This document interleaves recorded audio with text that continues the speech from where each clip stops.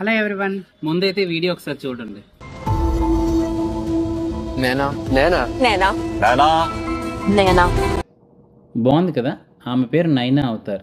Entertainment ప్రపంచంలో ఆమె ఒక సంచలనం.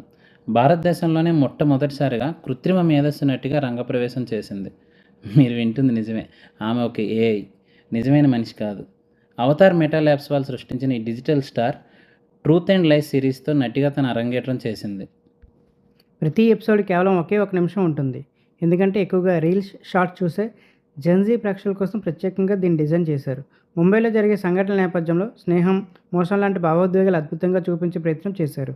ఇందులో ఏఐ నైనా అవతార్తో పాటు నిజమైన నటీనటులు కూడా నటించడం మరింత ఆసక్తికరంగా ఉంటుంది. 3D ఏఐ టెక్నాలజీ ఉపయోగించి నైనాకు లైఫ్ లైక్ ఎక్స్ప్రెషన్ ఇచ్చారు. నైనా ఇతర గ్లోబల్ ఏఐ అవతార్లా కాకుండా భారతీయ కుటుంబం, డ్రామా, హాస్యం వంటి భావోద్వేగాలను ప్రతిబింబించేలా ప్రత్యేకంగా రూపొందించబడింది.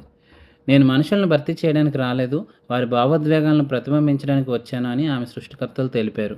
ఈ ఏఐ ఎంట్రీ భారతీయ ఎంటర్టైన్మెంట్కు కొత్త హద్దులను సృష్టించింది. మరి ఏ యాక్టర్స్పై మీ అభిప్రాయం ఏంటి? కామెంట్ చేసి చెప్పండి. ఈ కొత్త టెక్ ట్రెండ్పై మీ ఫ్రెండ్స్ అభిప్రాయం తెలుసుకోవడానికి ఈ వీడియోని షేర్ చేయండి. Thanks for watching.